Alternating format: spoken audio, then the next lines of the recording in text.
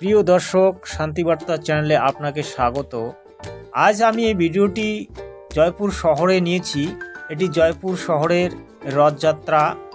সেই রথযাত্রা থেকে ভিডিওটি নেওয়া হয়েছে। জয়পুর শহরে বৈষ্ণব আছে, তারা আজ রথযাত্রা করতে বেরিয়েছে।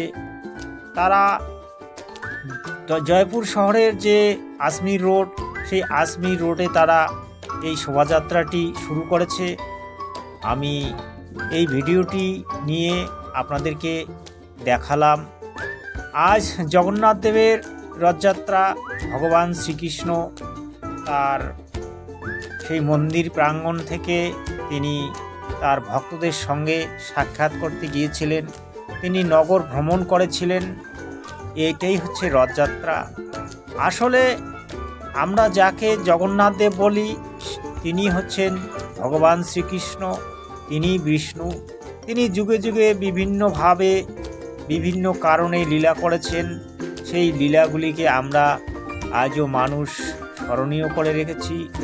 উড়িষ্যার যে জগন্নাথপুরী মন্দির, এটা তো পৃথিবী বিখ্যাত মন্দির, এটি একটি ধাম, আপনারা জানেন। আমি এই ভিডিওটির মাধ্যম দিয়ে আপনাকে এটাই বোঝানোর চেষ্টা করছি যে জগন্নাথ দেবের রথযাত্রা আমরা যুগে যুগে মেনে এসেছি। কিন্তু আমরা কেন এই জগন্নাথপুরী রথযাত্রাকে মানি? ভগবান শ্রীকৃষ্ণ যে লীলাগুলি করেছিলেন, সেই লীলাগুলির মধ্যে একটি অন্যতম লীলা হচ্ছে এই জগন্নাথ দেবের রথযাত্রা। সেখানে ভগবান শ্রীকৃষ্ণের মূর্তি তৈরি হয়েছিল, বলরামের মূর্তি তৈরি হয়েছিল, সুভদ্রার মূর্তি তৈরি হয়েছিল। সেই মূর্তিগুলি পুরোপুরি তৈরি হয়নি, আধা ঠুটো মূর্তি। সেটাকে নিয়ে আজও তার ভক্তগণ সেই স্মৃতিটুকু ধরে রেখেছে। আজও তারা সেই মন্দিরে গিয়ে পূজা পাঠ করে এবং ভগবান শ্রীকৃষ্ণের নামে শ্রদ্ধা অর্পণ করে, পুষ্পাঞ্জলি অর্পণ করে। এটি ভক্তদের কাছে একটা সুপ্রিয় বিষয়, যেটা সকল ভক্তদের মধ্যেই দেখা যায়। কারণ ভগবান এবং ভক্তের মিলন, এটাই সবথেকে বড় জিনিস। দেখুন, এখানে জগন্নাথ দেবের পূজা বা যে কোনো অনুষ্ঠান চলছে, তার জোগাড় হচ্ছে, আপনারা শুনতে পেলেন। আজকে একটা বিশিষ্ট দিন। সেই বিশিষ্ট দিনে এই ভিডিওটি তৈরি করতে পেরেছি বলে আমি নিজেকে ধন্য মনে করছি। যদি আপনাদেরকে ভিডিওটি ভালো লেগে থাকে তাহলে অবশ্যই চ্যানেলটিকে সাবস্ক্রাইব করে নেবেন এবং একটা সুন্দর কমেন্টস পাঠাবেন। দেখুন, আপনাদের জন্য এই ভিডিওগুলি আমি তৈরি করি বা সংগ্রহ করি যাতে আপনাদের মনোরঞ্জন হয়।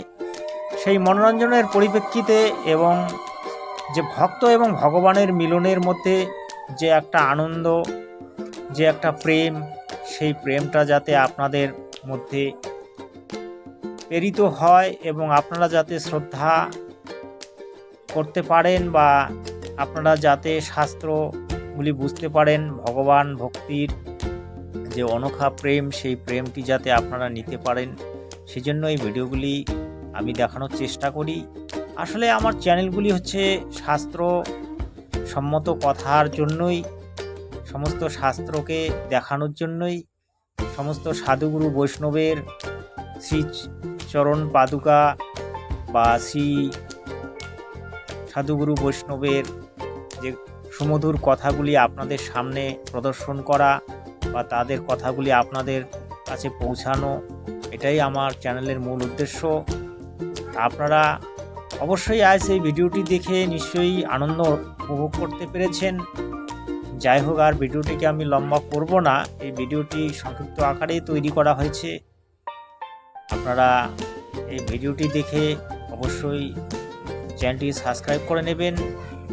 আর আপনার জন্য আগামীতে যে ভিডিওটি আসবে, সেটি আরও সুন্দর একটা ভিডিও আসবে। সেই ভিডিওটি দেখার জন্য আগ্রহী থাকবেন। জগন্নাথ দেবের মন্দির হয়তো আমি জীবনে যেতে পারবো কিনা জানি না, তবে যারা গেছেন তারা নিজেকে ধন্য মনে করেন, আমি জানি। কিন্তু আজকে যে এতটুকু সৌভাগ্য হলো যে আমি এই রথযাত্রার ফটোটি তুলতে পেরেছি, আপনাদেরকে দেখাতে পেরেছি,